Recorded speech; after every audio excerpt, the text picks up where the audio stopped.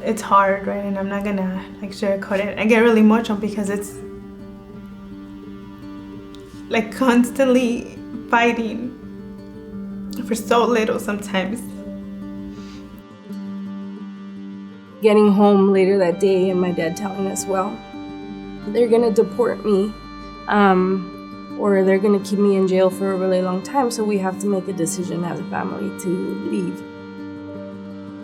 They were intentionally sitting somewhere thinking about how do we hurt these people, how do we make their lives so miserable that they leave on their own. Those people, like those stories, keep you going because there is no room to stop. There's no room, it's like real lives.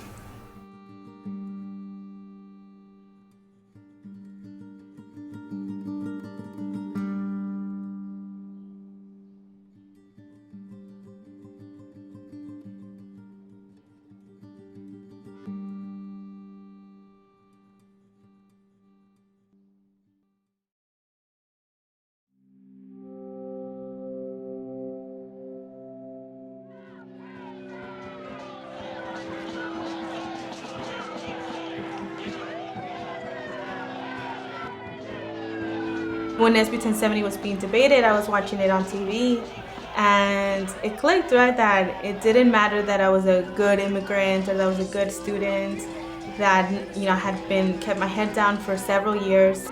It didn't matter all these good things that we were doing because someone here didn't want us, and there was a law that was being pushed, and it was going to separate our families. We were going to have a vigil at the Arizona State Capitol in response to this horrible bill that was going to criminalize our families. And in that really dark moment in Arizona's history of SB 1070, people started coming together.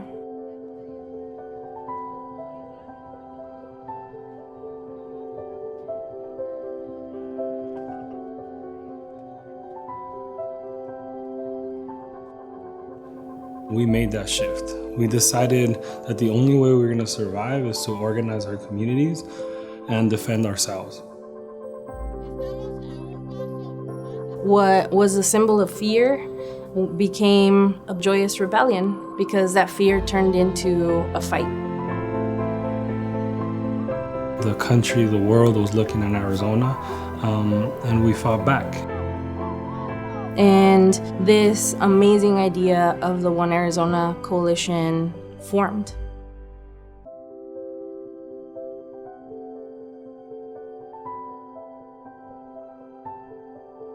Right then and there, I knew that we could go out and march and we could have actions, but if we didn't build political power, we're not going to change the broken immigration system. We're not going to change that bad legislation. And, you know, we are not going to be able to change that many hearts and minds.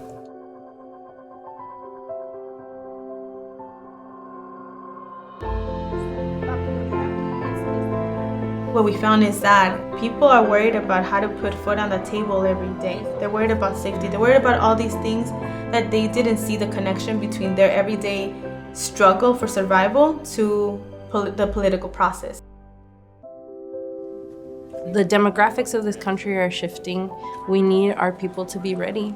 Every single year, every time that we're knocking on doors, that we're registering people to vote, it's building, it's building, it's building. Year after year, we've been able to, one, build the political power continuously through the vote, but two, be able to build the capacity and power through new leadership. Since 2010, we have been able to register 100,000 people, and what was considered low efficacy voters are now your high frequency voters, and we have started to see a lot of changes already.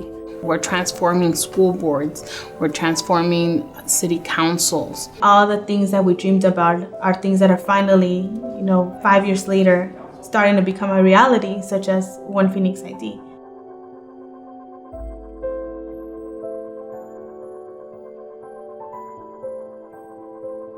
Our goal is to create systematic change. We want to change systems within immigration, within police, within education. Train young people, teach them about power and how to fight back strategically. That you are not just brown, you're not just a Latino, You are young, you are queer, you are a woman, you are all these different identities. You're undocumented, maybe you're not, right? But it's all those identities are what actually are the type of leaders we want to push and build.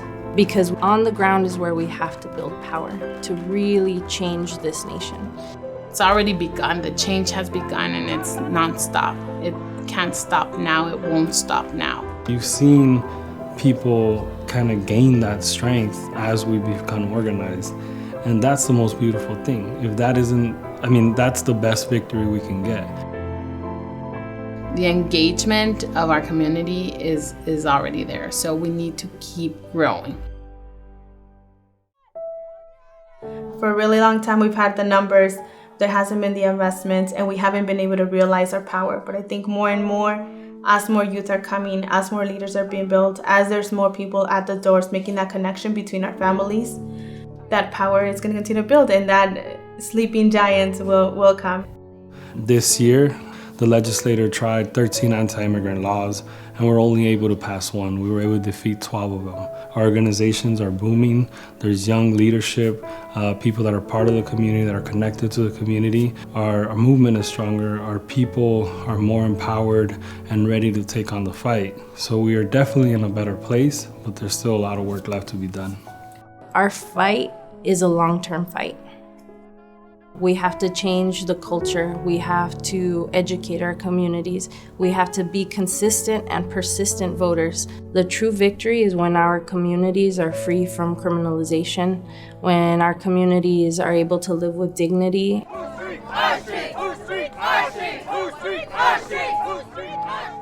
It's just not you anymore, right? You have a community looking to you. We have a responsibility, and I think that for me, that is the fuel that keeps me going, is knowing that we have a responsibility. And that's a reminder that getting tired is not an option. We have to keep fighting. We have to keep fighting. You get the strength from people that wipe their tears and say, si se puede, and you grab their hand and say, yes, we can, junto con ellos, with them. This is what democracy looks like. Civil rights are under attack. What do you do? Stand up, fight back. El pueblo está en las calles exigiendo libertad. No one more. Aquí estamos. Y no nos vamos. It's not going to matter the blue or the red. What's going to matter is that we're involved, that we're engaged in every single step of the decision-making process. And Latinos are going to be deciding voters in every step of the way.